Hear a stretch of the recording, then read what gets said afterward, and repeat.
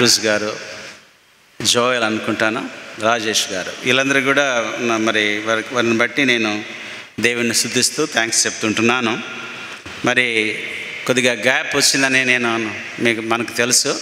దాదాపు ఒక 2 నెలలు మనం గ్యాప్ వచ్చింది. అయినప్పటికీ పర్లేదు. మీకు మనము 2వ మిషనరీ ప్రయాణం ముగించినాం. ఎంతమందికి జ్ఞాపకం ఉందో నాకు తెలియదు మరి. సో దాన్ని కూడా ఒకసారి క్విక్ లుక్ ఒకటి చూడబోతుంటున్నాం. సో పౌలు గారి జీవిత చరిత్ర నేను కంటిన్యూ చేస్తుంటున్నాను.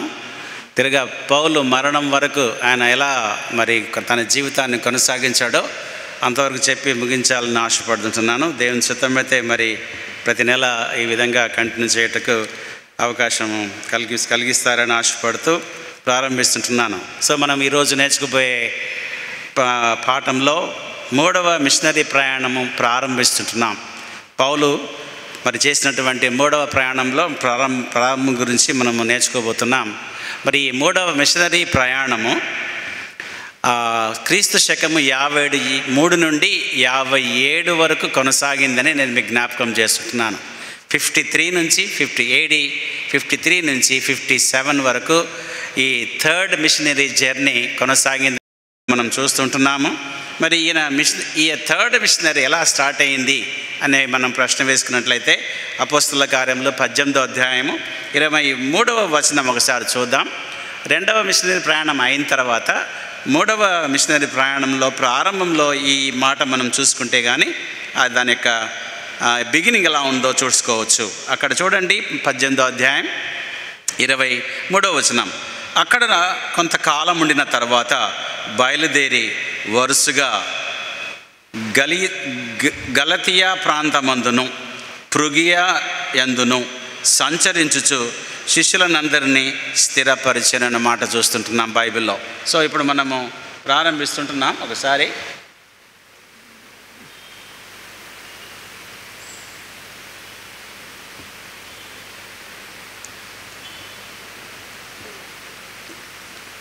సో పర్ల్ 3rd మిషనరీలో ఇందాక చదువుకున్న రీతిగా ఆయన 2వ మిషనరీ ప్రయాణం ముగించిన తర్వాత తిరగా మళ్ళీ ఆయనకు ఆలోచన వచ్చింది మరి ఈ యొక్క ప్రయాణం కొనసాగించాలని. అయితే నేను మీకు రిమైండర్గా ఉండడానికి, అంటే ఒకసారి జ్ఞాపకం చేయడానికి 2వ మిషనరీ ప్రయాణాన్ని నేను మీకు క్విక్ లుక్లో చూపిద్దాం అనుకుంటున్నాను. త్వరగా కొన్ని సెకండ్స్లో చూడొచ్చు.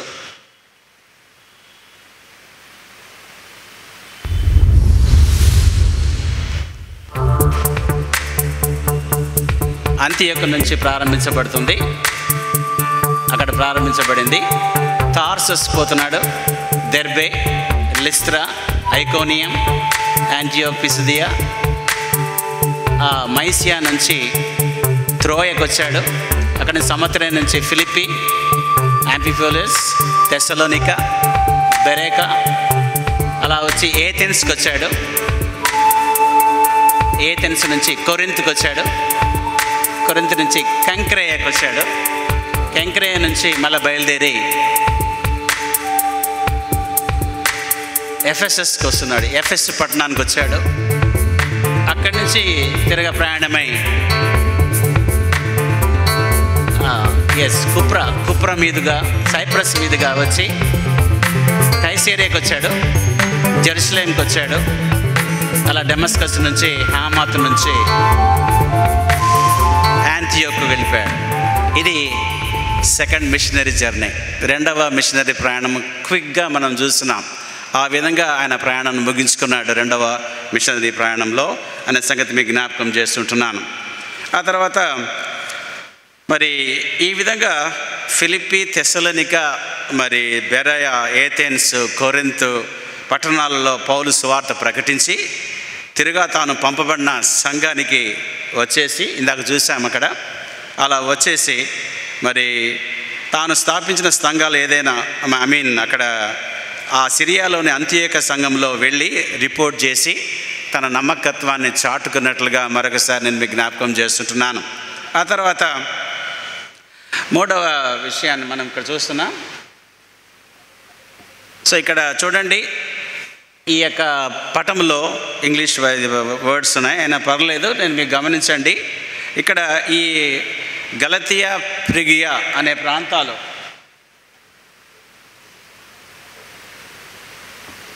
సో ఇక్కడ ఇది గలేషియన్ ప్రాంతం అండి. ఇక్కడికి వచ్చేపాటికి ఇది ఫ్రిగియా ప్రాంతము. సో ఇక్కడ పిసిదియన్ యాంటియోక్ ఉంది. ఇక్కడి నుంచి ప్రయాణమై లవదీకేకి వస్తాడు. లవదీకే నుంచి ఎఫెస్ పట్టణానికి ఇక్కడికి వస్తాడనే సంగతి మీకు జ్ఞాపకం చేస్తుంటున్నాను. సో కాబట్టి యాంటియోక్ నుంచి తిరిగా బయలుదేరి ఇలా టార్సస్కి వచ్చి దెర్బేకి వచ్చి ఇక్కడ లుస్త్రా ఉండాలి లేదు. ఆ తర్వాత ఐకోనియం, పిసిదియన్ యాంటియోక్ వచ్చాడు. అక్కడి నుంచి లవదీకేకి వచ్చి ఎఫెస్కు రావడం జరుగుతూ ఉంది. ఈ విధంగా మనం గమనించినప్పుడు ఇక్కడ అంత్యోక్య నుండి బయలుదేరి వరుసగా గలతియా ప్రాంతంలో సంచరించి తాను స్థాపించిన సంఘాలలో ఏదైనా మరి ఫాల్స్ టీచింగ్, రాంగ్ ఆ యొక్క డాక్ట్రిన్స్ ఎవరైనా చెప్పినారా, వాటి ప్రభావం వలన అక్కడ ఉన్నటువంటి విశ్వాసులు తప్పిపోయినారేమో అని పరిశీలించడానికి, వారిని బలపరచడానికి ఆయన వెళ్ళినట్లుగా మనం గమనించగలం. కాబట్టి ఇందాక చూపించినట్లుగా ఆ యొక్క అంత్యోక్య నుంచి బయలుదేరి తార్సస్కి వచ్చి తిరగా వన్స్ అగైన్ మొదటి మిషనరీ ప్రయాణంలో తాను సువార్త ప్రకటించిన పట్టణాలు దెర్బే, లుస్త్రా, ఐకోనియం అండ్ వన్స్ అగైన్ పిసిదియన్ యాంటియోక్ అని చెప్పాను. అక్కడ దాకా వచ్చి వాటిని బలపరుస్తూ మరి ముందుకు వెళ్ళినట్లుగా మనం గమనించగలం. ఇక్కడ పాఠం ఏంటంటే, ప్రత్యేకించి మరి సంఘాలకు పాఠం ఏంటంటే, ఎక్కడైతే సువార్త ప్రకటించబడుతున్నాయో అక్కడ తప్పక మరొకసారి ఫాలో అప్ వర్క్ ఉండాలని దేవుడు మనకు పాఠం నేర్పిస్తున్నాడు. ప్రకటించిన తర్వాత వదిలివేయకూడదు, వారిని ఖచ్చితంగా అప్పుడప్పుడు వెళ్ళి దర్శించి వారిని బలపరచాలి. ఎందుకంటే ఈనాడు అనేకులు మరి ఫాల్స్ టీచర్స్, అబద్ధ బోధకులు, అబద్ధ ప్రవక్తలు, మరి అపోస్తలను కూడా చెప్పుకుంటున్నారు తమ గురించి. అట్లాంటి వాళ్ళు బయలుదేరి మరి సంఘాలలో ప్రవేశించి వాటిని నాశనం చేస్తున్నట్టుగా కూడా చాలాసార్లు మనం వింటున్నాం. కాబట్టి వాళ్ళు తప్పిపోకుండా ఉండాలంటే మనం ఎక్కడైతే ప్రకటిస్తున్నామో సంఘముగా అక్కడ వారిని బలపరచడానికి, కరెక్ట్ చేయడానికి, తిరగా దర్శించి వారిని చూసినట్లయితే వారు బలపడుతూ వస్తున్న సంగతి పాఠంగా మనం ఇక్కడ నేర్చుకోగలం. మరి ఈరోజు చదవబడిన వాక్య భాగంలో మరి గమనిస్తే ఎఫెసులో పరిచర్య పౌలు ఎలా జరిగించాడనే విషయాన్ని మనం నేర్చుకోబోతున్నాం. 1 నుంచి 20 వచనాలు చదవగా విన్నాం. కాబట్టి ఆ భాగంలో రక్షణ గురించి, ఉజ్జీవం గురించి కూడా కొన్ని పాఠాలు మనం నేర్చుకోబోతున్న సంగతి నేను మీకు జ్ఞాపకం చేస్తుంటున్నాను. కాబట్టి ఈ థర్డ్ జర్నీ బ్రీఫ్గా చూస్తే,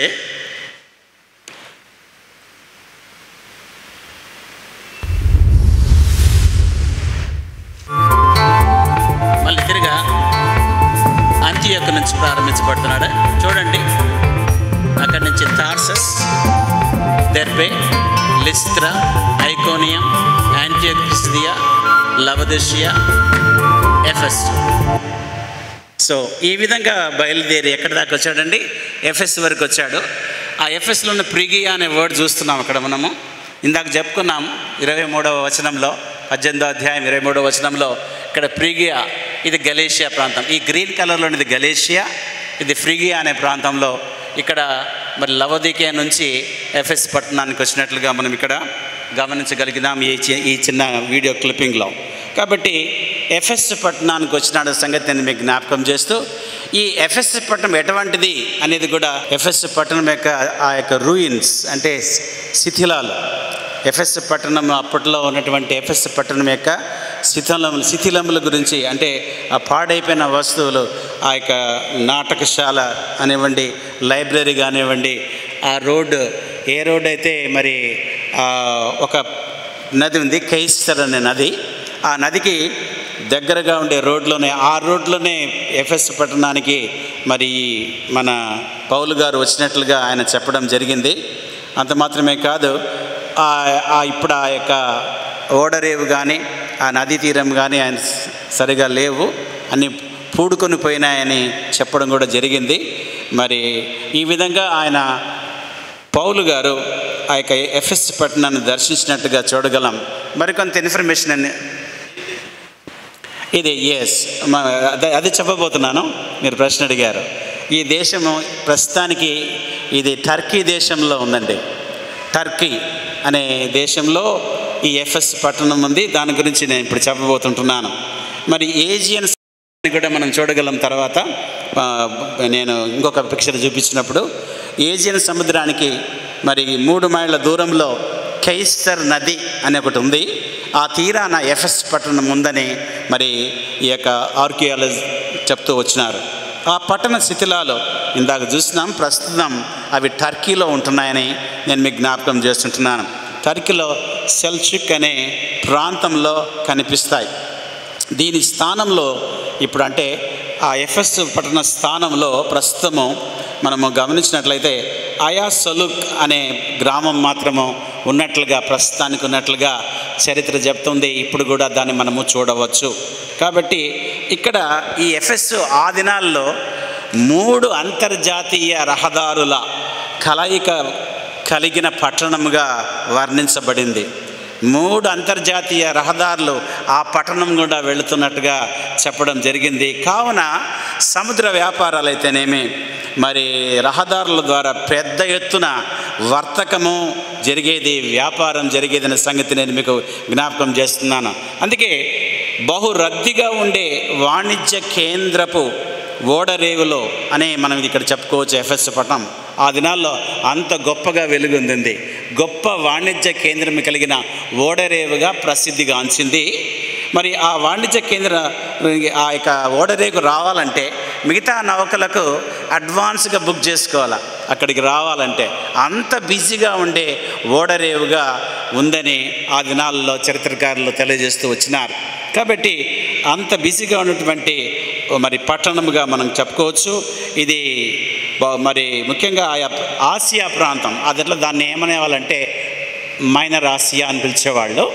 ఆ మైనర్ ఆసియాలో అది ముఖ్య పట్టణముగా వెలుగొందినట్లు మనం గమనించవలసి ఉంటున్నది. ఇంకా దీని గురించి మాట్లాడితే ఇప్పుడే చూసాము ఒకటి,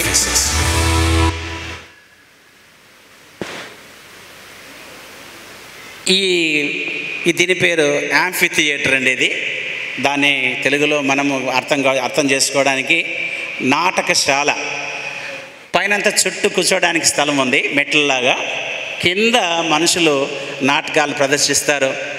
ఈవెన్ మల్ల యుద్ధం జరిగినా, లేకపోతే జంతువులను వదిలిపెట్టి వాడిని చూడాలన్నా, మరి బానిసల మీద ఆ యొక్క మరి వారు చావు బతుకుల్లో వారు జంతువులతో పోరాడుతుంటే చూడాలన్నా ఆ మధ్యలో చేస్తారు. చుట్టూ ప్రజలు కూర్చొని చాలా ఆనందిస్తూ కేరింతలు కొట్టే విధంగా ఆ యాంఫీ థియేటర్ ఏర్పాటు చేయబడింది.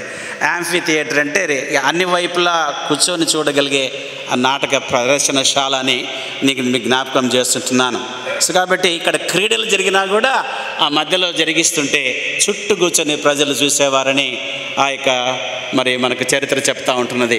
ఆ తర్వాత గమనిస్తూ వస్తే ఈమె ఎవరు అని మీరు ప్రశ్న వేస్తారు. చాలా విచిత్రంగా మనం కనపడుతుంది, బట్ ఇది వాస్తవము. గతంలో మనం ఏథెన్స్ పట్టణంలో ఏ దేవతను గురించి మాట్లాడినామో మీకు తెలుసు. ఎథీనా దేవత. ఏథెన్స్లో ఎథీనా దేవత గురించి మాట్లాడినాను సెకండ్ మిషనరీ జర్నీలో. అట్లాగే కొరింథ్ పట్టణంలో అఫ్రోడైట్ దేవత గురించి మాట్లాడాను.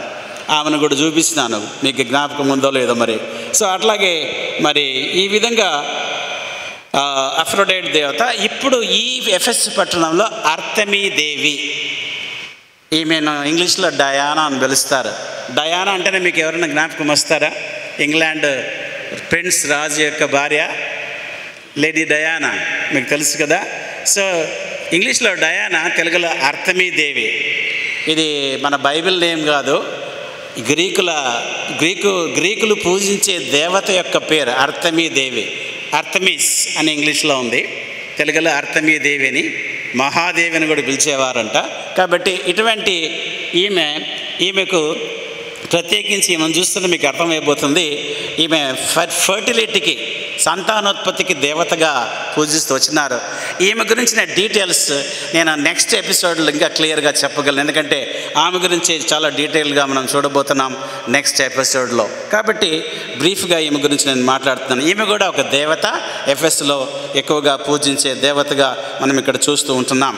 కాబట్టి ఈ టెంపుల్ వరల్డ్ వండర్స్ అంటే ప్రపంచంలో వింతలు ఉన్నాయని ఆ కాలంలో కూడా 7 వింతలు ఉన్నాయంటే వాటిలో ఇదొక వింత.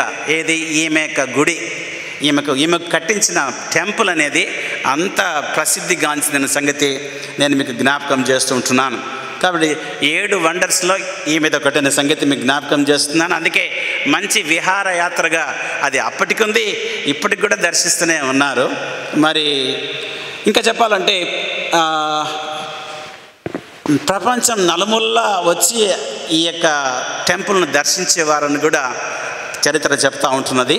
అలాగే మనము మంచి రిలీజియస్ సెంటర్ కూడా అని చెప్పడం జరుగుతూ ఉంది. మరి ఈమె యొక్క ప్రత్యేకత ఏంటంటే మనకు తెలుసు, ఉల్కలు తోకచుక్కలు అనే మాట ఎప్పుడైనా విన్నామా? సైన్స్లో వింటుంటాం కదా. సో ఒక ఉల్క రాలి కింద పడితే అది ఇనుప వస్తువులాగా పడింది, దాన్ని తీసుకొని ఈమె దేవతగా మార్చిపడేసినారు, అర్తమీ దేవిగా డిక్లేర్ చేసినారు. వాళ్ళు ఏమంటారంటే జూపిటర్ నుంచి ఊడిపడింది ఈమె. జూపిటర్ కూడా దేవుడు వారికి, ఆ గ్రీక్ దేవుళ్ళలో. కాబట్టి జూపిటర్ నుంచి వచ్చింది కాబట్టి తప్పక ఈమె దేవత అని చెప్పి ఆమెను పూజిస్తూ రావడం మొదలు. అది ఆమె యొక్క స్టోరీ. ఇంకా డీటెయిల్స్గా తర్వాత మనం నెక్స్ట్ ఎపిసోడ్లో చూడవచ్చు. కాబట్టి ఇది అర్తమీ దేవి గురించిన విషయాలు. అంటే ఇదంతా ఎఫెస్ పట్టణంలో ఈమె కూడా ప్రముఖమైన స్థానం ఉందని చెప్పడానికి నేను ప్రయత్నం చేస్తుంటున్నాను. ఆ తర్వాత అదే ఆమె టెంపుల్ గురించి నేను చెప్పాను ఇందాకనే. అది వెనకాల ఉండేది టెంపుల్, ముందే ఆమె దేవత, ఆమె విగ్రహం అక్కడ ఉంది. ప్రజలు బలులు అర్పిస్తున్నారు, ఆమెను గురించి వర్షిప్ చేస్తున్నారు, ధూపం వేస్తున్నారు సంగతి మీకు అక్కడ జ్ఞాపకం చేస్తుంటున్నాను. ఆ తర్వాత మరి ఇక్కడ ఎఫెస్ పట్టణం చూస్తున్నాం. అంటే నేను తెలుగులో మీకు మరొకసారి చూపించాలనే ఉద్దేశంతో ఈ యొక్క వర్డ్స్ తెలుగులో ఉండాలనే ఉద్దేశం. ఇక్కడ ఎఫెస్ పట్టణం ఉందండి. సో కాబట్టి ఈ ఎఫెస్ పట్టణంకు ఈ విధంగా ప్రాముఖ్యత ఉందని చెప్తూ ఈ మ్యాప్ నేను చూపిస్తుంటున్నాను. అంత మాత్రమే కాదు, మరి ఇక్కడ ఇంకా ఎఫెస్ యొక్క ప్రాముఖ్యత గురించి చెప్తే మీరు ఆశ్చర్యపోతారు. అదేంటో చూద్దాం ఇప్పుడు. సో అంతకంటే ముందు ఆడ మీకు ఒకసారి జ్ఞాపకం చేయాలనుకున్నాం. ప్రకటన గ్రంథంలో 7 చర్చెస్ ఉన్నాయని చెప్పి నేర్చుకుంటూ ఉంటాం కదా మనం. 7 సంఘాలను దేవుడు హెచ్చరించినట్లుగా మనం చూస్తున్నాం కదా. ఆ సంఘాలను ఇక్కడే ఉన్నాయి, చూసారా? ఇక్కడ ఆసియా ప్రాంతంలో ఇక్కడ మనం చెప్పుకుంటున్న ఎఫెస్ ఉంది, పైన స్ముర్నా ఉంది, తర్వాత తుయతైరా ఉంది, పెర్గమం ఉంది, సార్దీసు, ఫిలడెల్ఫియా, లవదొకియా. ఈ 7 చర్చెస్ ఇక్కడే ఉన్నట్టుగా మనం చూస్తాం. మరి ఈ 7 చర్చెస్కి ఎవరు రాశారు? ఎవరి ద్వారా దేవుడు రాశాడు? యోహాను కదా. యేసుప్రభు శిష్యుల్లో ఒకడైనటువంటి యోహాను ఈ ప్రకటన గ్రంథం రాశాడు. 7 సంఘాలకు రాశాడు. అది పద్మాస్ దీవిలోంచి రాశాడు. అది కూడా మీకు జ్ఞాపకం చేస్తాను. ఇక్కడ ఉంది పద్మాస్ దీవి. ఈ దీవిలో బంధించబడ్డప్పుడు యోహాను ఈ 7 సంఘాలకు తను మరి ప్రకటన గ్రంథం గురించి రాస్తూ మెన్షన్ చేసినట్టుగా మనం గమనించవచ్చు. కాబట్టి ఇది నేను మీకు కొంచెం జ్ఞాపకం చేయాలని ఉద్దేశంతో ఎఫెస్ దగ్గరనే ఆ 7 చర్చెస్ ఉన్నాయి, ఎఫెస్తో కలిపిన సంగతి నేను మీకు జ్ఞాపకం చేస్తున్నాం. ప్రకటన గ్రంథం చదువుతూ ఉంటాం కానీ అవి ఎక్కడున్నాయనేది మనకు అర్థం కాదు. ఇప్పుడు అర్థమవుతుంది, టర్కీలోనే ఉన్నాయి అవి కూడా అనే సంగతి నేను మీకు జ్ఞాపకం చేస్తుంటున్నాను. రైట్. ఆ తర్వాత ఇక్కడ చూస్తే యోహాను యొక్క సమాధి, అంటే యేసుప్రభు శిష్యుల్లో ఇందాక చెప్పాం ప్రకటన గ్రంథం రాసినటువంటి యోహాను యొక్క సమాధిని మనం ఇక్కడ చూడవచ్చు. చూడండి, అది సమాధి. సో ఆయన ఇక్కడే సమాధి చేయబడ్డాడు, ఎఫెస్ పట్టణంలోనే సమాధి చేయబడ్డాడు యోహాను. ఈయన పౌలు తిమోతిల తర్వాత ఈ ఎఫెస్ సంఘానికి పాస్టర్గా ఉన్నాడు, సంఘ కాపురిగా ఉండి పనిచేసినాడు. అక్కడే చనిపోయినాడు, మరి పాతి పెట్టబడ్డాడు. ఆ సమాధి మనం ఇప్పటికీ ఉంది విహారయాత్రలో, అంటే ఈ వరల్డ్ టూర్లో అందరు కూడా చూస్తూ ఉంటారు వాటిని. రైట్. ఆ తర్వాత ఇంకొక వ్యక్తి కూడా ఉన్నారు, ఇది కూడా ఆశ్చర్యపోతారేమో అనుకుంటున్నాను. ఈ ప్లేస్ ఇది ఒక చిన్న గృహంగా చూస్తున్నారు. ఇక్కడ తల్లి అయిన మరియా, యేసు తల్లి అయిన మరియా ఇక్కడ నివసించినట్లుగా చెప్పబడుతూ ఉంది హిస్టారికల్గా. కాబట్టి ఎందుకట్లా అని ప్రశ్న వేస్తే మనకు తెలుసు, గుడ్ ఫ్రైడే రోజు 7 మాటలు మనం వింటూ ఉంటాం. 3వ మాట, అమ్మా ఇదిగో నీ కుమారుడు, ఇదిగో నీ తల్లి అంటాం కదా. ఎవరికి అప్పచెప్పినాడు? యేసు యోహానుకి అప్పచెప్పినాడు. మరి హింస చెలరేగినప్పుడు యోహాను తల్లి అయిన మరియను తీసుకొని ఎఫెస్ పట్టణానికి వచ్చాడు. అక్కడే ఉండిపోయినాడని, ఆయన చనిపోయినాడు, ఆమె కూడా ఆ గృహంలో నివసించి అక్కడే ఉందని చరిత్రకారులు కొంతమంది చెప్తున్నారు. మరికొంతమంది లేదు, ఆ యూదయా దేశంలోనే ఆమె సమాధి ఉందని చెప్పడం జరుగుతుంది. ఎనీవే, ఇదంతా కూడా just regarding history. I'm giving this information to you, right. ఆ తర్వాత 19వ అధ్యాయము 1 నుంచి 7 వచనాలు మనం చదవగా విన్నాం. దాని గురించిన సారాంశం మీకు చెప్పినట్లయితే, మరి అపోల్లో కొరింథుకు వెళ్ళిపోయినాడు. ఎవరి అపోల్లో అంటే మళ్ళీ మనము అవకాశం ఉన్నప్పుడు చూడొచ్చు. ఆయన వెళ్ళిపోయిన తర్వాత ఎఫెస్ పట్టణానికి పౌలు వచ్చినాడని 1వ వచనంలో చూసాం. ఆ తర్వాత ఇమ్మీడియట్గా అక్కడ ఏం జరిగిందో మనం చూసినట్లయితే, యేసు అంటే యోహాను ఇక్కడ ఆ యొక్క మాటలు జాగ్రత్తగా చూడండి. ఎఫెస్ చేరుకున్న తర్వాత పట్టణ స్థితిగతులు గమనిస్తూ కొందరు శిష్యులను గమనిస్తూ వచ్చినాడు. అప్పటికే ఎఫెస్ పట్టణంలో అకుల ప్రిస్సిల్ల కూడా ఉన్నారు. వాళ్ళతో కలిసి పనిచేస్తూ వాళ్ళని దర్శించి ఈ యొక్క స్పెషల్గా ఉండే శిష్యులను చూశాడు. మనం చదువుకున్నాం ఇందాకనే. వాళ్ళు ఆ శిష్యులు గురించి ఏమనే ఇన్ఫర్మేషన్ మనకు ఉందంటే బైబిల్లో, మరి తనకంటే ముందు ఉన్న ఆ ప్రిస్సిల్ల అకులకు వీరి గురించి తెలిసినట్లుగా ఏమీ ఇన్ఫర్మేషన్ మనకు లేదు. అట్లాగే ఇంతకుముందు చెప్పాను ఇప్పుడాకనే, అపోలో అనే వ్యక్తి కూడా అక్కడ సువార్త ప్రకటించినాడు, కొంతకాలం పనిచేసినాడు. ఆయన చాలా well learned man and scholar కాబట్టి ఆయన కూడా టీచింగ్స్ చక్కగా జరిగించాడు. ఆయన దృష్టిలో కూడా వీళ్ళు పడలేదు. వీళ్ళు యోహాను శిష్యులని చెప్పడం జరుగుతూ ఉంది. వీళ్ళు మరి అకుల ప్రిస్సిల్లకు దొరకలే, మరి అపోలోస్ కూడా దొరకలేదు. మరి వారు స్పెషల్గా అట్లే ఉన్నారు. వీరి యొక్క పుట్టు పూర్వతల గురించి చాలా క్లియర్ స్పష్టంగా ఏం లేవు. కానీ యేసు గురించి మరి సువార్త, యేసు గురించిన సువార్త అపోస్తలులు బోధకులచే మరి అక్కడ అనేక రీతిలుగా వాక్యం ప్రకటించబడుతున్నప్పటికీ, చుట్టుప్రక్కల వ్యాప్తి చెందుతూ ఉన్నప్పటికీ వీళ్ళు యోహాను శిష్యులుగానే ఉండిపోయినారు. అది మనం గమనించాలి. వాక్యం ప్రకటించబడుతుంది, యేసు అంటే ఎవరో చెప్పబడతా ఉంది.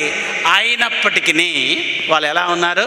యేసును ఎరగని వారి వలె ఉన్నారనే సంగతి ఇక్కడ నేను మీకు జ్ఞాపకం చేస్తుంటున్నారు. అట్లాగే ప్రత్యేకంగా ఉండిపోయినారు. క్రైస్తవము తెలియని ప్రజలుగా ఉండిపోయినారనే సంగతి నేను మీకు జ్ఞాపకం చేస్తున్నాను. కాబట్టి దీని నుంచి చిన్న పాఠం ఏంటంటే, చాలామంది మరి క్రైస్తవులను చెప్పుకున్నప్పుడు కూడా చుట్టూ దేవుని వాక్యం విరివిగా ప్రకటించబడుతున్నప్పుడు కూడా, యేసు ఎవరో మరి మోగించబడుతున్నట్టుగా చెప్తున్నప్పుడు కూడా యేసుని ఎరగని స్థితిలో ఇప్పటికీ ఉన్నారేమో అని అనిపిస్తుంది. అంటే ఎట్లా అనిపిస్తుంది అంటే, వారి ప్రవర్తన, వారి మాట తీరు, వారి యొక్క మరి చేష్టలు అన్నీ గమనిస్తున్నప్పుడు వీళ్ళు యేసుని ఎరిగిన వారా అనేటట్టుగా వారి ప్రవర్తన ఉంటుంది. మీరు కూడా గమనిస్తూ ఉంటారు. కాబట్టి చుట్టూ వాక్యం ప్రకటించబడుతున్నప్పుడు ఇంకా నామకార్థ క్రైస్తవులవలే ఈ గుంపులో ఎవరైనా ఉన్నట్లయితే దేవుడు మనతో సూటిగా స్పష్టంగా మాట్లాడుతున్నాడు, స్ట్రైట్గా మాట్లాడుతున్నాడు. నీ చుట్టూ ఇంతగా జరుగుతుంటే నువ్వు ఇంకా స్పందించకపోతే ఎట్లా? నీవు కాకపోతే ఎవరు స్పందించాలా? ఇప్పుడు కాకపోతే ఎప్పుడు స్పందించాలని దేవుడు మాట్లాడుతుండగా ఈ పాట మనం నేర్చుకోవాలని నేను మీకు జ్ఞాపకం చేస్తుంటున్నాను. కాబట్టి అలాంటి వారిని పౌలు ఇక్కడ చూసినాడు.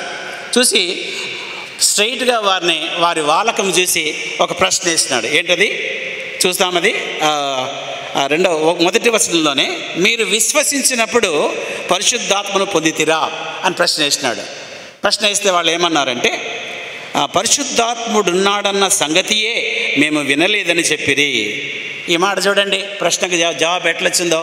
మీరు విశ్వసించినప్పుడు పరిశుద్ధాత్మను పొందితిరా అని ప్రశ్న వేస్తే, పరిశుద్ధాత్ముడు ఉన్నాడన్న సంగతి మాకు తెలియదన్నారు. ఆశ్చర్యం కదా. చుట్టూ అంత చక్కగా వాక్యం ప్రకటించబడుతున్నప్పుడు కూడా పరిశుద్ధాత్ముడు ఎవరో తెలియని స్థితిలో వాళ్ళు ఉన్నారు, మనం కూడా ఉన్నామా? నా ప్రశ్న. ఇప్పటికీ పరిశుద్ధాత్ముడు ఎవరో తెలియని స్థితిలో మనం ఉంటున్నామా? పరిశుద్ధాత్ముడు మనలో నివసిస్తున్నాడా? ఈ ప్రశ్నలు మనం తప్పక ఖచ్చితంగా మనం వెంటాడాల్సిందే. ఎందుకంటే we are saying that we are Christians, క్రైస్తవులను చెప్పుకుంటున్నాం. మనలో ఆత్మ ఉండాలనే సంగతి, పరిశుద్ధాత్ముడు నివసించాలనే సంగతి మనం బాగా జ్ఞాపకం చేసుకోవాలా. మీరు దేవుని ఆలయమై ఉన్నారని మీరు ఎరగరా? ఆత్మ పరిశుద్ధాత్మను మీలో ఉంటాడని మీరు ఎరగరా అనే ప్రశ్నలు 1 కొరింథీ పత్రికలో చూస్తూ ఉంటాం. కాబట్టి వీళ్ళు చెప్పిన మాటనే మనం చెప్తున్నామా? ఒకసారి ఆలోచించాలా. పరిశుద్ధాత్ముడు ఉన్నాడా? ఆత్మ చాలామందికి ఈ మధ్యకున్న ఫాల్స్ ఇంప్రెషన్ ఏంటంటే నాకు ఆత్మ వచ్చింది అంటుంటారు. వచ్చిందేంటి? ఆయన పురుషుడు, పుంలింగం చెప్పాలా, పరిశుద్ధాత్ముడు అనాలా. ఆత్మ వచ్చింది, ఆత్మ వచ్చినప్పుడు గడగడ ఏదో మాట్లాడేసి నో, అది కాదంటాను నేను. ఎందుకంటే చాలా జాగ్రత్తగా పరిశుద్ధాత్మ గురించి మనం ఆలోచన చేయవలసి ఉన్నది. ఈయన గురించి ఇంకా డీటెయిల్గా మాట్లాడుతూ వస్తాం తర్వాత. అయితే ఒకటి విషయం, ఆ విధంగా లేడని చెప్పినారు. చెప్తేనే వెంటనే మరొక ప్రశ్న వేసినాడు పౌలు. ఏమని చూడండి అక్కడ, ఐఎమ్ సారీ, 3వ వచనంలో, అలాగైతే మీరు దేన్ని బట్టి బాప్తిసం పొందితారని అడుగుగా వారు యోహాను బాప్తిసం బట్టియే అని చెప్పినారు. అందుకు పౌలు ఏం చేశాడు? యోహాను తన వెనక వచ్చువాని యందు అనగా యేసునందు విశ్వాసం ఉంచవలనని ప్రజలతో చెప్పుచు మారు మనస్సు విషయమైన బాప్తిసం ఇచ్చినని చెప్పాను. వారు ఆ మాటలు విని ప్రభువైన యేసునామమున బాప్తిసం పొందిరి. తర్వాత పౌలు వారి మీద చేతులంచగా పరిశుద్ధాత్మ వారి మీదికి వచ్చెను. అప్పుడు వారు భాషలతో మాట్లాడటకును ప్రవచించుటకును మొదలుపెట్టిరి. వారు అందరు కూడా ఇంచుమించు 12 మంది పురుషులు అనే మాట అక్కడ చూస్తుంటున్నాం. ఈ యొక్క దీని గురించి బ్రీఫ్గా నేను ముందుకెళ్ళిపోతాను. అదేంటంటే, మరి ఆ సెకండ్ క్వశ్చన్కి కూడా వాళ్ళు ఏమన్నారంటే, మేము యోహాను బాప్తిసం తీసుకున్నాం. యోహాను ఎక్కడ బాప్తిసం ఇచ్చాడో మీకు తెలుసా? యోర్దాన్ నదిలో ఇచ్చినట్టుగా మనకు అందరికీ తెలుసు కదా. ఇప్పుడు కూడా ఇజ్రాయెల్ కంట్రీకి పోతే ఎవరైనా కూడా బాప్తిసం ఇక్కడ తీసుకున్నా కూడా చర్చిలో అక్కడ పోయి బాప్తిసం తీసుకుంటున్నారని నేను వింటున్నాను. బాప్తిసం ఒకసారే తీసుకోవాలా, మాటికి తీసుకునే అవసరమే లేదు. ఎందుకు బాప్తిసం తీసుకోవాలో కూడా మీకు చెప్తాను. ఏంటంటే ఆత్మను పొందితారా అంటే పొందలేదన్నారు. మరి బాప్తిసం ఎక్కడ ఎట్లాంటి బాప్తిసం తీసుకున్నారంటే యోహాను బాప్తిసమే తీసుకున్నామనే సంగతి వారు తెలియజేసినట్టుగా చూసినాం. అయితే అప్పుడు ఏమన్నాడంటే పౌలు, చెప్పండి. ఎస్, నేను I'm coming to that same point. Yes, నేను చెప్తాను. మీరు నన్ను తర్వాత ప్రశ్నించండి, ఎందుకంటే సమయం నాకు సరిపోదు. ఇది అయిపోయిన తర్వాత అడగండి, నేను I'll give full details. What ever you ask I'll give the answer. Okay, right. కాబట్టి ఇక్కడ నేను ఏమంటున్నానంటే, బాప్తిసం యోహాను బాప్తిసం తీసుకున్నాడు. మరి యేసు నామం ద్వారా బాప్తిసం వాళ్ళు తీసుకోలేదు అనే సంగతి పౌలు గ్రహించి వారికి డీటెయిల్గా ఎక్స్ప్లెయిన్ చేసినాడు. ఏమని? యోహాను బాప్తిసం కేవలము పశ్చాత్తాపపడడానికే పనికొస్తుంది. ఆ తర్వాత నీ హృదయము నీ పాపాలు కడగడానికి పనికిరాదు. అది పనికొచ్చే బాప్తిసం ఏదంటే యేసు నామంలో బాప్తిసం తీసుకుంటేనే, యేసు రక్తం చేత కడగబడితేనే నువ్వు పవిత్రుడిగా మారిపోతున్న సంగతి వారికి క్లియర్గా ఎక్స్ప్లెయిన్ చేసి అప్పుడు యేసు నామంలో బాప్తిసం ఇచ్చాడు. అప్పుడు వారి మీద చేతుల నుంచి ప్రార్థించగా వారు భాషల్లో మాట్లాడడం మొదలుపెట్టినారు. ఆ తర్వాత ప్రవచించడం మొదలుపెట్టినారు. ఇది నాకు ఏం జ్ఞాపకం తీసుకొస్తుందంటే, పెంతెకోస్తు దినాన పరిశుద్ధాత్ముడు ఫ్రెష్గా వచ్చినప్పుడు వాళ్ళు కూడా భాషల్లో మాట్లాడి ప్రవచించడం మొదలుపెట్టినారు. సో కాబట్టి ఇది ఒక రకంగా ఎఫెస్లోని పెంతెకోస్తు అని మనం చెప్పుకోవచ్చు. అర్థమవుతున్న మాటలో సమరయలో కూడా పెంతెకోస్తు జరిగింది. తర్వాత మిగతా ప్రదేశాల్లో కైసరేలో కూడా పేతురు గారు పోయి ఆ యొక్క కొర్నేలియస్ ఇంటికి పోయినప్పుడు అక్కడ కూడా భాషల్లో మాట్లాడినారు. ఇవన్నీ కూడా ఎందుకు చెప్తున్నానంటే, బిగినింగ్ ఆ పరిశుద్ధాత్మని ఇంట్రొడ్యూస్ చేయడానికి దేవుడు ఈ విధమైన ఏర్పాటు చేసినాడనే సంగతి నేను మీకు జ్ఞాపకం చేస్తుంటున్నాను. రైట్. కాబట్టి ఆ విధంగా వాళ్ళు మరి యేసునామంలో బాప్తిసం ఉంచి పరిశుద్ధాత్మను పొందుకున్నారని ఇక్కడ మనం చెప్పుకుంటున్నాం.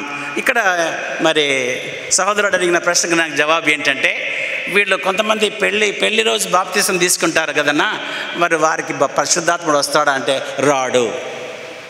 బికాజ్ వారు తీసుకుంటుంది ఏంటి? పెళ్లి కొరకు తీసుకుంటున్నారు, మారు మనసు కొరకు తీసుకుంటున్నారా? బాప్తిసం అంటే మీ దృష్టిలో ఏంటో నేను ఇంతకుముందు కూడా చెప్పాను సెకండ్ జర్నీ అప్పుడు. మళ్ళొకసారి నేను చెప్తాను. ఏంటంటే బాప్తిసం తీసుకుంటున్నావంటే నువ్వు నీళ్ళలో మునిగిపోయినప్పుడు యు ఆర్ డెడ్, నువ్వు చనిపోయినావు. మునిగినప్పుడు నువ్వు లేవు, కనిపించడంలో బయటికి, కాబట్టి నీళ్ళలో ఉన్నావు. కాబట్టి చనిపోయిన యేసు వలె చనిపోయి తిరగా పునరుత్థానుడైనావు. నీళ్ళలో నుంచి బయటకు వచ్చినప్పుడు కొత్త జన్మ, కొత్తగా నువ్వు జన్మించి ఫ్రెష్గా మరి ఆత్మీయ జీవితాన్ని ప్రారంభిస్తున్నట్లు. కాబట్టి యేసుతో నేను చనిపోయినానని చెప్పుకోవడానికే బాప్తిసం. బాప్తిసం అంటే మీ దృష్టిలో ఏంటంటున్నారు? మీనింగ్ ఏంటి? ముంచడం. బాప్తిసం అంటే చిలకరింపు కాదు.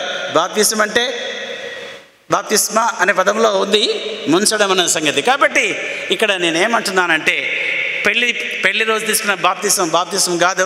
మెంబర్షిప్ కొరకు తీసుకునే బాప్తిసం కాదు.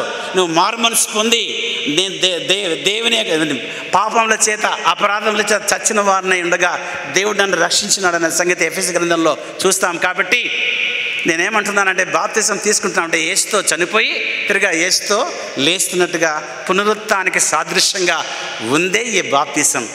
దాని కొరకే బాప్తిసం తీసుకోవాలా. ఈ బాప్తిసం తీసుకున్నప్పుడు మరి పేతురు సెలవిచ్చినట్లుగా 2వ అధ్యాయం అపోస్తల కార్యంలో 38వ వచనంలో ఏమని చెప్పినాడో మీకు బాగా తెలుసు. మీరు మారు మనసు పొంది పాపక్షమాపణ నిమిత్తం ప్రతివాడు యేసుక్రీస్తు నామమున బాప్తిసం పొందుడి, అప్పుడు మీకు పరిశుద్ధాత్మ అను వరమును పొందుదురు. సో మారు మనసు పొందాలా. బాప్తిసం తీసుకుంటే పరిశుద్ధాత్మ మనలో వచ్చి నివసిస్తాడు. ఇప్పుడు చెప్పండి, మరి పరిశుద్ధాత్ముడు ఉన్నాడన్న సంగతి మనకు తెలుసా?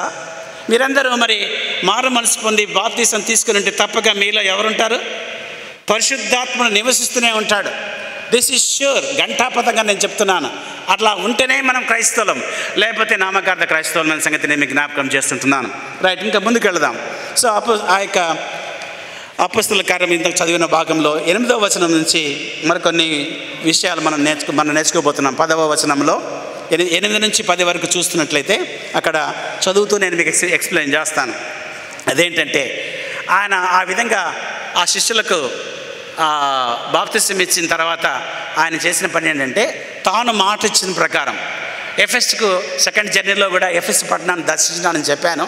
అక్కడ దయ్యం మీద ఆ మంత్రాన్ని అంటే యేసు నామంలో వెళ్ళిపోవాలని వాళ్ళు చెప్తున్నప్పుడు ఆ దయ్యం పట్టిన వాడు అన్నాడంట, ఏమంటున్నాడు చూడండి అక్కడ గమనిస్తే, నేను యేసును గుర్తెరుగుదును. I can recognise Jesus. I know Paul even, but who are you? దయ్యం అంటుంది, హూ ఆర్ యూ? ఎవరు నీవు? మీరెవర్రా అంటుంది. నన్ను ఈ మనుషుల నుంచి పోవడానికి మీరు ఎవర్రా అని ఇంకో మాట చెప్పాలి. ఎందుకంటే ఇంగ్లీష్ బైబిల్లో నేను చదివినప్పుడు ఇలాంటి మీనింగ్ వచ్చే అర్థంతో నేను చదివినాను. ఏమని? నేను యేసును ఎరుగుదును, పౌలుని ఎరుగుదును, మీరు ఈ మనిషిలో నుంచి నన్ను పోవడానికి మీరెవర్రా చెప్పడానికి అని చెప్తూ వారి మీద పడి అందరినీ, తెలుగు బైబిల్లో 2 ఉంది, ఇంగ్లీష్ బైబిల్లో 7 మందిని బాగా మెత్తగా ముష్టిఘాతంలో వేసి బాగా కొట్టి బట్టలు తీసిపడేసి దిగంబరులుగా పరిగెత్తించినాడు ఆ దయ్యం పట్టినోడు. వాళ్ళు ఆ ఇంట్లో నుంచి పారిపోయినారు దిగంబరులై. ఆ సీన్ చూసేపాటికే అక్కడున్న కాపురస్తులందరూ కూడా చాలా భయపడిపోయినారనే సంగతి మనం బైబిల్లో చూడగలం. చూడండి, ఈ సంగతి ఎఫెస్లో కాపురం ఉన్న సమస్తమైన యూదులకును గ్రీసు దేశస్థులకును తెలియవచ్చినప్పుడు వారికి అందరికీ భయము కలిగెను. ఎవరైతే యూదులు దేవుణ్ణి పూజించకుండా మంత్రాల మీద ఆధారపడిన వాళ్ళకి చాలా భయం వచ్చేసింది. ఇప్పుడు అవమానించింది ఎవరిని? యూదులనే. అబ్బా, మేము దారి తప్పినాం, మళ్ళీ తిరగా దేవుని దగ్గరికి రావాల్సిందే, పౌలు గారు చెప్తున్నారు కాబట్టి అని దే కేమ్ బ్యాక్ అగైన్. వచ్చేస్తున్నారు. భయం కలిగింది వాళ్ళకు. ఆ గ్రీసు దేశాలకు ఇంకా భయం వేసింది. ఎందుకంటే మాంత్రికుల కంటే గొప్పడు ఇక్కడ ఉన్నాడే, వాళ్ళని కూడా తలదన్నేవాడుగా ఉంటున్నాడే, ఎంత గొప్ప శక్తి ఈయనలో దేవుడు కలుగజేసినాడని వాళ్ళు కూడా ఆశ్చర్యపోయి భయపడుతూ వచ్చినారు. భయపడి ఏం చేసినారు? వారు తెలియవచ్చినప్పుడు భయం కలిగిన గనక ప్రభువైన యేసు నామము ఘనపరచబడిన. This is wonderful. ఇన్ని చేసినా కూడా చివరికి ఏం జరిగింది? యేసు నామము ఘనపరచబడింది. ఈనాడు స్వస్థత కూటాలని, ఉద్యోగ కూటాలని చెప్తూ వాళ్ళ ఫేమ్, వాళ్ళ నేమే ప్రచారం చేసుకుంటున్నారు తప్ప యేసు నామము ఘనపరచబడ్డం లేదు. ఫలానా వ్యక్తి నన్ను బాగు చేసినాడని చెప్తాడు ఆ స్వస్థపరచడం ఉండేవారు. యేసు బాగుపరిచినాడని చెప్తున్నారా? ఎవరు ప్రార్థన చేస్తే నాకు స్వస్థత వచ్చింది అంటున్నారు. That is wrong. ఆయనలో ఏముంది? నథింగ్, ఏం లేదు. చేయవాడు ఎవరు? యేసు ప్రభుల వారే చేస్తాడు. కానీ ఇక మానవ మాత్రం ఎవరు కూడా పరచబడజాలడు. ఎందుకంటే ఆయనకేం శక్తి లేదు. ఆయన యేసునామం మాత్రమే ఉచ్చరించగలడు. కానీ చేసేదంతా కూడా దేవుడైన సంగతి వాళ్ళు సాక్ష్యం ఇస్తే బాగుంటుందని నేను చాలా బాధపడుతూ ఉండేవాడిని. యేసు నన్ను బాగు చేస్తాడని చెప్తే ఎంత బాగుంటుంది? యేసుకు నామం అన్న ఘనత వస్తుంది కదా, ఆయన నామం గొప్ప చేయబడుతుంది కదా. సో కాబట్టి ఇది గమనించవలసిందిగా, అంటే చాలా మటుకు లైట్గా, అంటే మనకు తెలియకుండానే మనం జారిపోతున్నాం ఫాల్స్ టీచింగ్లోకి. మనకు తెలియదు పోతున్నాం అన్నట్టు కూడా తెలియదు, అట్లా మెల్లగా జారిపోతుంటాం దాని లోపలికి, ఫాల్స్ టీచింగ్లోకి. కాబట్టి బీ కేర్ఫుల్. కాబట్టి ఎవరు ఏం పాఠం చెప్పినా, ఈవెన్ నేను చెప్పినా కూడా జాగ్రత్తగా వినాలి. మీరు ఏం చెప్తున్నాడో చెవులు రిక్కించి వినాలా. తప్పు చెప్తున్నాడా, ఏమైనా రాంగ్ డాక్టర్ని చెప్తున్నాడా, నేనే కాదు ఇంకెవరైనా సరే జాగ్రత్తగా వినవలసిన అగత్యత, అవసరత మీకు ఎంతైనా ఉంది. బికాజ్ ఇవి మోసం చేసే రోజులు, అన్యాయంగా మోసపోయే రోజులు ఇవి. Be careful. కాబట్టి ఈ విషయం నేను మీకు జ్ఞాపకం చేస్తున్నాను. మరి ఇంకా చెప్పాలంటే చాలా ఉన్నాయి, కానీ సమయం చాలడం లేదు, ఇంకా అయిపోతుంది. కాబట్టి నేను ముగించబోతున్నాను. చివరకు అక్కడ ఏం జరిగిందో చూస్తూ వస్తాం. అంటే పౌలు దేవుని సేవకుడని చెప్పబడింది, ఆ విధంగా చెప్పడం జరిగింది. మరి యేసు నాకు తెలుసని దయాలు చెప్తున్నాయంటే, యేసు ప్రభుల వారు కూడా సువార్తలలో చదువుతున్నప్పుడు ఆయన ఎవరో వాటికి తెలిసిపోయింది. నువ్వు దేవుని పరిశుద్ధుడవు, దేవుని కుమారుడవని దయాలు ఒప్పుకున్నాయి. మీకు తెలుసా, చదివినాం కదా, గాస్పల్స్లో చదువుతూ ఉంటాం. ఆ సేనా దయ్యం పట్టిన వ్యక్తి కూడా ఇదే మాట అన్నాడు. పరుగున వచ్చి యేసును చూసి, మరి ఓ నాతో నీకేం పని ఉంది, నువ్వు దేవుని పరిశుద్ధుడవు, దేవుని కుమారుడవు, నన్ను ఇక్కడి నుంచి నువ్వు నా జోలికి రాకూడదని కూడా చెప్పేస్తూ ఉన్నట్టుగా చూస్తూ వస్తాం. కాబట్టి ప్రియులారా, ఈ సమయంలో యేసు ఎవరో దయాలకు బాగా తెలుసు. ఆశ్చర్యం, మనుషులకే సరిగా తెలియడంలో యేసు ఎవరో దయాలకు బాగా తెలుసు. ఆయన ఎవరో తెలుసు. ఎంత బాగా ఒప్పుకుంటున్నా చూడండి, పరిశుద్ధుడని, దేవుని కుమారుడని ఎంత బాగా కన్ఫెస్ అవుతున్నాయి. వేరాజ్ మనిషి కన్ఫెస్ అవ్వాలంటే వెనకబడిపోతున్నాడు, దేవుని గుర్తించలేకపోతున్నాడు. ఇది ఎట్లా ఉంటుందంటే, నేను అంటాను, ఈనాడు దేవుడి కంటే ఆయన ఆశీర్వాదాలు మాత్రమే కోరుకునే జనాంగమే ఎక్కువ ఉంది. నాకు ఆయన ఆశీర్వాదాలు కావాలి కానీ ఆయన వద్దు. నేను చాలా రిలీజియస్గా ఉంటాను కానీ రిలేషన్షిప్ నాకు వద్దు అంటారు. రిలీజియస్గా ఉండడం అంటే అన్ని ఆచారాలు వ్యవహారాలు చక్కగా చేయడమే. ఇప్పుడు క్రిస్మస్ వచ్చింది, మరి ఇంట్లో దుమ్దామ్గా క్రిస్మస్ ట్రీ, స్టార్ డెకరేషను, బయట లోపల మరి ఎక్కడ చూసినా కూడా మీరు కార్యక్రమాలు జరుగుతున్నాయి. మరి సినిమా స్టూడియోస్ను తలదన్నే రీతిలో సెట్టింగ్స్ వేస్తున్నారు. చూడండి, మీరు యూట్యూబ్లో చూడండి, తలదన్నే సెట్టింగ్స్ వేసి ఎంత ఆర్భాటంగా ఉందో. అవన్నీ కూడా అవసరమా? అదంతా కూడా రిలీజియస్గానే. యాక్చువల్గా రిలేషన్షిప్ ఎక్కడ పోతా ఉంది యేసు ప్రభుతో, అది మనం గమనించాలనే సంగతి మీకు జ్ఞాపకం చేస్తుంటున్నాను. కాబట్టి లైఫ్ చేంజింగ్ ట్రాన్స్ఫర్మేషన్ అనేది మనలో ఉండాలా. అంటే జీవితంలో మార్పు కనపడాలా. ఆ ట్రాన్స్ఫర్మేషన్, ఆ పరివర్తన అనేది మనలో కనిపించకపోతే నువ్వు రిలీజియస్గా ఉంటున్నట్లే.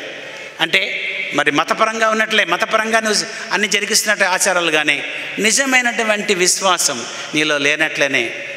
ఎప్పుడు ఉంటుంది? యేసుతో సరైన సంబంధం, రైట్ రిలేషన్షిప్ కలిగి ఉంటేనే ఇది ఉంటుందన్న సంగతి మీకు జ్ఞాపకం. అలాంటి పరిస్థితి లేకనే ఆ స్కేవా కుమారులు అవమానం పొందినారు.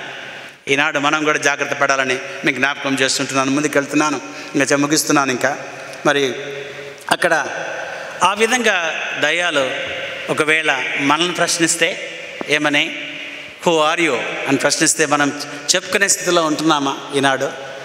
పౌలు నాకు తెలుసు, లేకపోతే పాస్టర్, వీళ్ళందరూ మనకు వాక్యం చెప్తుంటారు.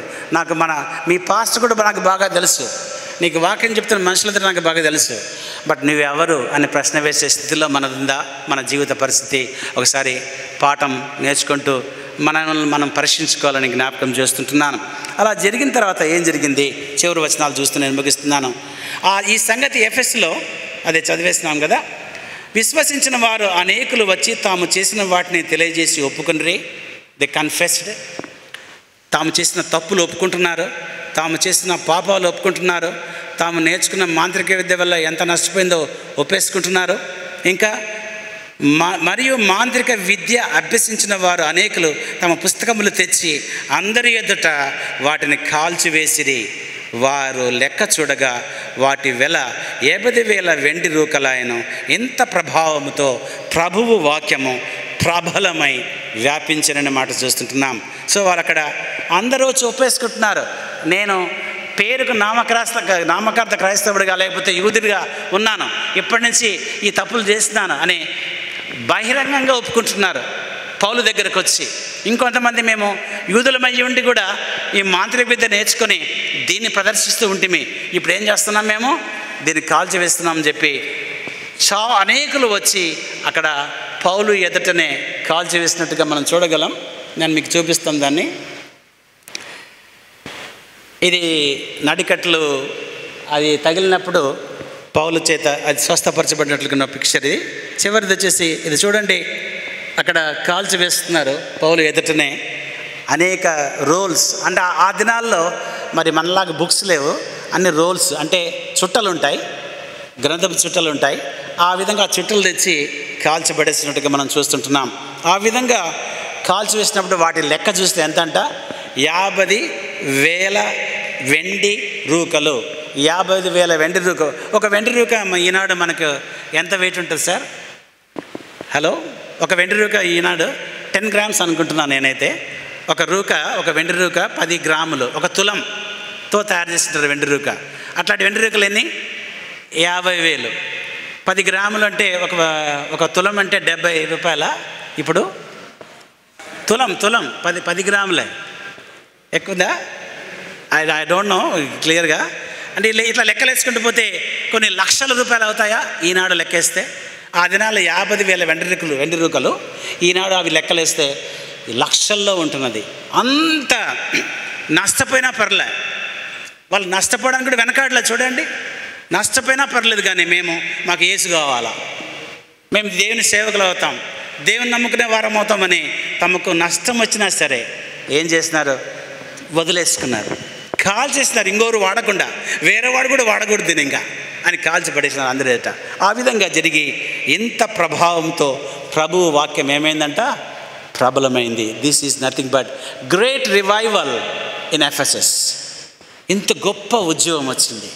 మనం చెప్పుకున్నాం, రక్షణతో ప్రారంభమై ఉద్యమంతో ఈరోజు ఈ ఎపిసోడ్లో మనము ముగించబడినట్టుగా చూస్తుంటున్నాం. కాబట్టి ఈ సమయంలో నేను మీకు జ్ఞాపకం చేస్తున్నాను, స్వస్థతల కంటే, అద్భుతాల కంటే ద గ్రేటెస్ట్ మిరకల్ ఏది అని మనం చెప్పుకున్నట్లయితే రక్షణ పొందుకోవడమే. అది లేకుండా ఎన్ని జరిగినా లాభంలే. పరలోకానికి నడిపించేది బాప్తిస్మా. స్వర్గానిలో పోవాలంటే తీసుకుంటూ పోతామా? లేకపోతే స్వర్గానికి పోవాలంటే స్వస్థత పొందే పోగలమా? నో, రక్షణ పొందితేనే పరలోకాన్ని చేరగలం. కాబట్టి the ultimate greatest miracle is salvation only. So కాబట్టి మనం ఇది గమనించి ఈ పాఠం నేర్చుకుంటున్నాం. కళ్ళు మూసుకుందాం, తలలు వంచుదాం. దయచేసి క్లోజ్ చేస్తున్నాను. ఒకసారి ఆలోచిద్దాం దయచేసి. అందరూ కూడా అటు ఇటు చూడకుండా నా మాట విని మనం ఆలోచిద్దాం. ఎందుకంటే ఇలాంటి అవకాశాలు చాలా తక్కువగా వస్తాయి కొన్నిసార్లు. క్రైస్తవ సమాజంలో సహవాసంలో ఉంటూ ఇంకా యేసును వ్యక్తిగతంగా తెలుసుకోలేని స్థితిలో యోహాను శిష్యుల జీవితాల వల్లే మనవు కూడా ఉంటున్నాయా? ఒకసారి ఆలోచిద్దాం. అలా ఉంటే దేవునికి సమర్పించుకోవాలా? దేవుని రాజ్యం మన మధ్యలో ఉందన్న సంగతి ఎప్పుడైనా ఆలోచించినారా? అట్లాగే మన విశ్వాసము, బాప్తిస్మము లేఖనానుసారంగా ఉంటున్నాయా? నామకార్థంగా ఉంటున్నాయా? ఒకసారి ఆలోచిద్దాం. ఇంకా మొక్కుబడిగా ఉంటున్నాయా? ఒకసారి ఆలోచిద్దాం. దేవుని కంటే ఆయన ఆశీర్వాదాలు మాత్రమే కావాలా? ఆయనతో సరైన సంబంధం, రైట్ రిలేషన్షిప్ అవసరం లేదన్నట్టుగా మన జీవితాలు ఉంటున్నాయా? ఒకసారి ఆలోచిద్దాం. అట్లాగే ఈ 7 మంది కుమారులు, స్కేవా కుమారులు, మరి మనకు వారికి ఏమైనా తేడా ఉందా? వారిలాగే మనం ఉంటున్నామా? ఏమైనా తేడా ఉందా అనే సంగతి ఒకసారి ఆలోచిద్దాం. మనల్ని చూస్తే దయాలు గుర్తుపడతాయా? నువ్వు పలానా వ్యక్తివని చెప్పగలవా? లేదా హూ ఆర్ యూ అని నేను క్వశ్చన్ చేస్తాయా? ఒకసారి ఆలోచించాలా? మారు మనసు పొందడమే ఇందాక చెప్పుకున్నట్లుగా గ్రేటెస్ట్ మిరకల్ అని చెప్పుకుంటున్నాం. అది గుర్తిస్తున్నామా? స్వస్థతల కంటే, అద్భుతాల కంటే రక్షణ పొందుకోవడమే గొప్ప సంగతి, దానిలో ఎదగడమే గొప్ప సంగతి మీకు జ్ఞాపకం చేస్తూ ఒక మంచి నిర్ణయం తీసుకొని ఇక్కడి నుంచి మనం వెళ్ళిపోదాం. ఎవరు కూడా మరి విని నిర్ణయం తీసుకోకుండా పోతే అది వ్యర్థమవుతుందండి. దేవుడు ఇంతగా సూటిగా స్పష్టంగా మాట్లాడినప్పుడు మనం ఖచ్చితంగా ఒక నిర్ణయం తీసుకుని వెళ్లాల్సిందిగా విజ్ఞప్తి చేస్తూ ముగిస్తున్నాను. ప్రార్థన చేద్దాం. కృపగలిగిన మా తండ్రి, దయగల రక్షక, ఈ రాత్రికాల సమయంలో మరొకసారి సూటిగా స్పష్టంగా మీరు మాతో అపొస్తలుల కార్యంలో 19వ అధ్యాయంలో మరి అనేక పాఠములు నేర్పినారు. వందనాలు. కాబట్టి మేము గమనించినాం తండ్రి, గుర్తిస్తున్నాం. మరి మేము కూడా ఒక మంచి నిర్ణయం తీసుకోగలిగినాం. మరి ఈ సమయంలో దాన్ని నెరవేరుస్తూ మా జీవితాలను మెరుగుపరుచుకుంటూ ఆత్మీయంగా బలపడుతూ మరి పరలోక రాజ్య వారసులుగా మేము ఉండడానికి మమ్మల్ని నడిపించమని వాక్యం చేత హెచ్చరించినందుకు వందనం తెలియజేస్తున్నాం దేవా. మరి ఈ విధంగా వచ్చిన బిడ్డలందరినీ దీవించండి. వారు తీసుకునే నిర్ణయాన్ని స్థిరపరిచి బలపరచమని కృపగల హస్తాలకు అప్పచెప్పుకుంటూ మరొకసారి కమిటీ వారందరిని దీవించమని యేసు పరిశుద్ధ నామంలో అడిగి మొదలుపెడుచున్నాను తండ్రి, ఆమేన్. మరొకసారి మరి కమిటీ వారికి, చైర్మన్ గారికి, మీకు అందరికీ నా నిండిన వందనం తెలియజేస్తూ ముగిస్తున్నాను. Thank you.